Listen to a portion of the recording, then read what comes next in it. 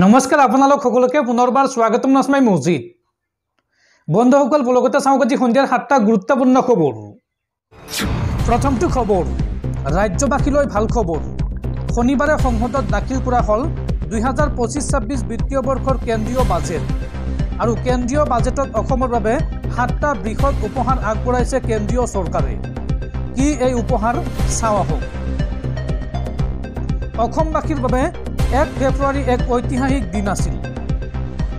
কেন্দ্ৰীয় চৰকাৰে অসমক দিলে 7টা বৃহৎ উপহাৰ। কি এই উপহাৰ চাও আহক। নাম ৰূপত 12 লাখ মেট্ৰিক টন ইউৰিয়া সাৰ কাৰখানা ঘোষণা কেন্দ্ৰীয় চৰকাৰৰ, অৰ্থাৎ নাম ৰূপত নতুনকৈ সাৰ কাৰখানা স্থাপন কৰা হ'ব আৰু 10,000 কোটি টকা বিনিয়োগ কৰা হ'ব এই সাৰ কাৰখানাত। ইয়াৰ ফলত ৰাজ্যত সৃষ্টি হ'ব বৃহৎ সংখ্যক নিযুক্তি। ৰাজ্যত আন্তঃগাঁথনি উন্নয়নৰ বাবে 50 বছৰলৈ সুদবিহীন 1.5 লাখ কোটি টকাৰ আবণ্টন কেন্দ্ৰীয় চৰকাৰৰ আৰু ক্ষুদ্ৰ উদ্যোগ আৰু উদ্যোগীসকলক দেশৰ অৰ্থনৈতিক বিকাশৰ ইঞ্জিন হিচাপে প্ৰতিষ্ঠা কৰা কেন্দ্ৰীয় চৰকাৰৰ লক্ষ্য। প্ৰথমবাৰৰ বাবে মহিলা অনুসূচিত জাতি আৰু অনুসূচিত জনজাতিৰ উদ্যোগীসকলক 2 কোটিলৈকে সমৰ্থন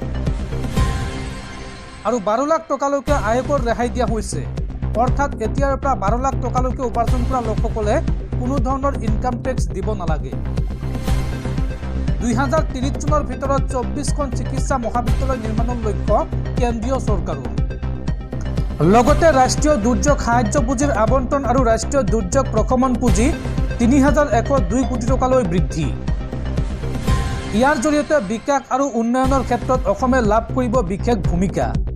এইদৰে ৰাজ্যবাসীলৈ কেন্দ্ৰীয় বাজেটে কঢ়িয়াই আনিছে কেইবাটাও বিশাল সুখবৰ। পৰৱৰ্তী খবৰ দেশত পুনৰ ভয়ংকৰ পথ দুৰ্ঘটনা।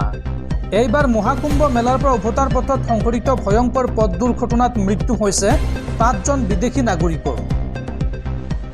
প্ৰয়াগৰাজৰ মহাকুম্ভৰ পৰা উভতি অহাৰ পথতে ঘটিল বিঘিনি। গাড়ী বাগৰি গৈ বাহন দুৰ্ঘটনাগ্ৰস্ত হোৱাৰ ফলত নিহত হয় 5জন বিদেশী নাগৰিক। শনিবাৰে নিশা বিহাৰৰ মুজাফৰপুৰ জিলাৰ মধুবনী বাইপাছৰ 4-লেনযুক্ত পথত সংঘটিত হয় এই ভয়ংকৰ পথ দুৰ্ঘটনা। অভিযোগ অনুসৰি বাইকাৰৰ ষ্টাণ্টৰ পৰা হাত সাৰিবলৈ গৈ ডিভাইডাৰত খুন্দা মৰাৰ ফলত গাড়ীখন ওলটি পৰে আৰু সংঘৰ্ষৰ তীব্ৰতা ইমানেই বেছি আছিল যে SUV-খন 5বাৰ ওলটি বাগৰি গৈছিল। জানিব পৰা মতে 9জন নেপালী নাগৰিকক লৈ প্ৰয়াগৰাজৰ পৰা উভতি আহিছিল গাড়ীখন। এজন বাইকাৰে মধুবনী বাইপাছত নিজৰ বাইক ষ্টাণ্ড প্ৰদৰ্শন কৰি আছিল আৰু ষ্টাণ্ডবাজিৰ পৰা হাত সাৰিবলৈ চেষ্টা কৰোঁতে গাড়ীখনে নিয়ন্ত্ৰণ হেৰুৱাই পোনে পোনে গৈ ডিভাইডাৰত খুন্দা মাৰে আৰু লগে লগে গাড়ীখন 5বাৰ ওলটি খালে। গাড়ীখনত থকা 9জন লোকৰ ভিতৰত 5জনৰ মৃত্যু হয়। বাকী 4জন গুৰুতৰভাৱে আঘাতপ্ৰাপ্ত হৈ শ্ৰীকৃষ্ণ মেমৰিয়েল মেডিকেল কলেজ হাস্পাতালত চিকিৎসাধীন হৈ আছে। পৰৱৰ্তী খবৰ অসম সাহিত্য সভাৰ প্ৰাক্তন উপ সভানেত্ৰী মৃণালিনী দেৱীলৈ জীৱনজোৰা সাহিত্য সেৱা সন্মান আগবঢ়োৱা হৈছে। 4 ফেব্ৰুৱাৰীত অসম সাহিত্য সভাই প্ৰদান কৰিব এই সন্মান। দৰ্শকসকল আৰু বহুতো গুৰুত্বপূৰ্ণ খবৰ আছে। তাৰ আগতে আপোনাক জনাওঁ যে যদি আপুনি এতিয়ালৈকে এইটো ভিডিঅ'ত লাইক কৰা নাই তেন্তে এতিয়াই ভিডিঅ'টোত লাইক কৰি দিয়ক আৰু এনেকুৱা ধৰণৰ ভিডিঅ'সমূহ নিতৌ চাবলৈ চেনেলটো ছাবস্ক্ৰাইব কৰি কাষত থকা বেল আইকনটো প্ৰেছ কৰি ৰাখক। পৰৱৰ্তী খবৰ যিকোনো মুহূৰ্তত গ্ৰেপ্তাৰ হ'ব পাৰে বাবা ৰামদেৱ।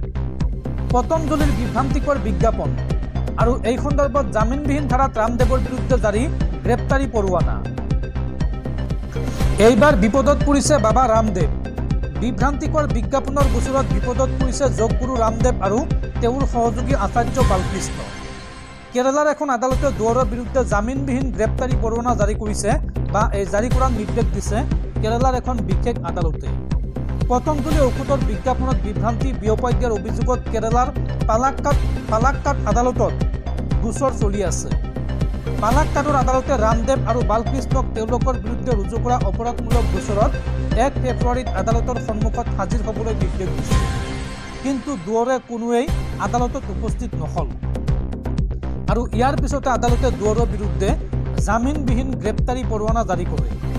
অহা 15 ফেব্ৰুৱাৰীৰ ভিতৰত কেৰালাৰ আদালতত ৰামদেৱ আৰু বালকৃষ্ণক হাজিৰ কৰোৱাৰ নিৰ্দেশ দিয়া হৈছে। উল্লেখযোগ্য যে দেশৰ বিভিন্ন প্ৰান্তত ৰামদেৱ, বালকৃষ্ণ আৰু পতঞ্জলিৰ বিৰুদ্ধে বিভ্ৰান্তিকৰ বিজ্ঞাপন আৰু এলোপেথিক ঔষধৰ বিষয়ে মিছা কথা প্ৰচাৰৰ অভিযোগত গোচৰ চলি আছে। কেৱল কেৰালাৰ বিভিন্ন আদালতত ৰামদেৱৰ বিৰুদ্ধে কমেও এক ডজন গোচৰ চলি আছে। ইয়াৰ পূৰ্বে কেইবাখনো আদালতত ৰামদেৱক সমালোচনা কৰা হৈছিল, আনকি শাস্তিও লাভ কৰিছিল পতঞ্জলিয়ে। ইয়াৰ পূৰ্বে ৰামদেৱে বিভ্ৰান্তিকৰ বিজ্ঞাপন দিয়াৰ বাবে উচ্চতম ন্যায়ালয়ৰ ওচৰত ক্ষমা খুজিবলগীয়া হৈছিল।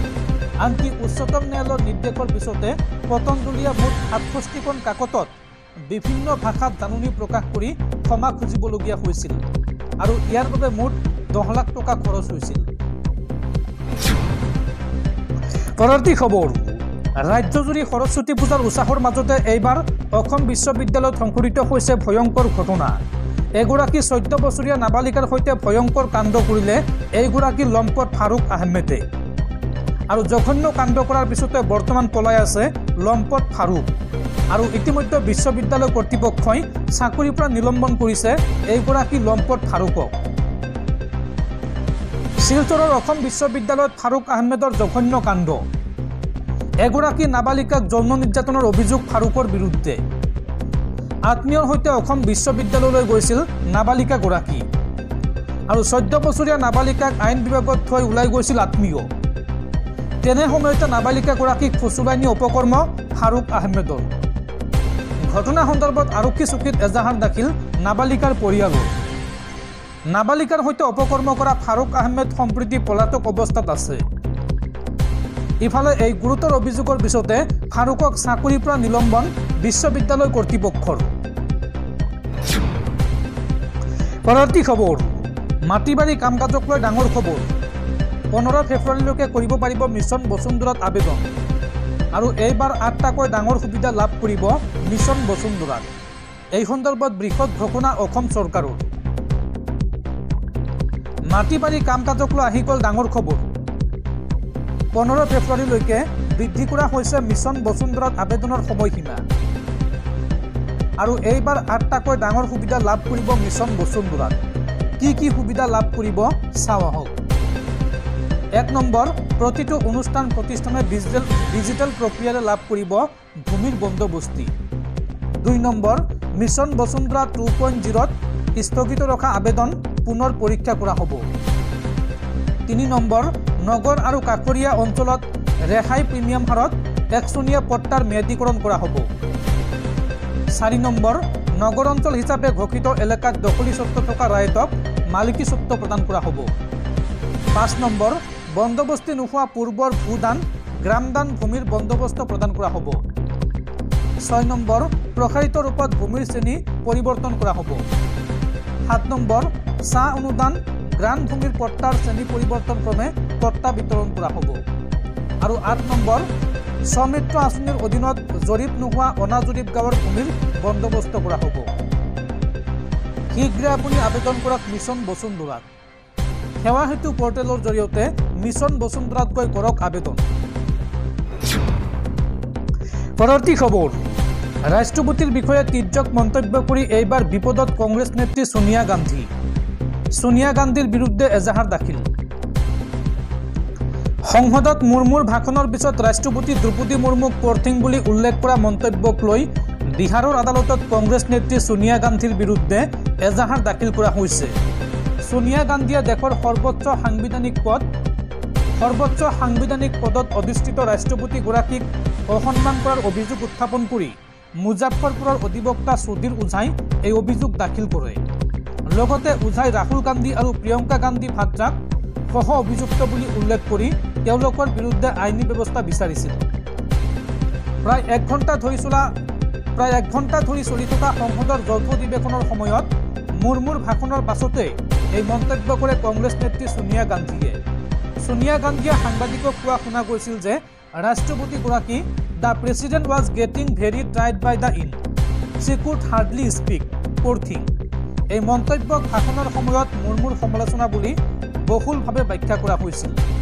অহা 10 ফেব্ৰুৱাৰীত শুনানি গ্ৰহণ কৰিবলগীয়া মুজাফ্ফৰপুৰৰ মুখ্য ন্যায়িক দণ্ডাধীশ আদালতত এই অভিযোগ দাখিল কৰা হৈছে। আৰু এই ঘটনাৰ পাছতে ৰাষ্ট্ৰপতি ভৱনে এই মন্তব্যক গৰিহণা দি ইয়াক গ্ৰহণযোগ্য নহয় বুলি অভিহিত কৰি ৰাষ্ট্ৰপতিগৰাকী ভাগৰুৱা হোৱা নাই বুলি দৃঢ়তাৰে কয়। বিবৃতিটোত গুৰুত্ব আৰোপ কৰা হৈছে যে এনে মন্তব্যই কাৰ্যালয়ৰ মৰ্যাদাক আঘাত কৰে আৰু উল্লেখ কৰা অনুচিত।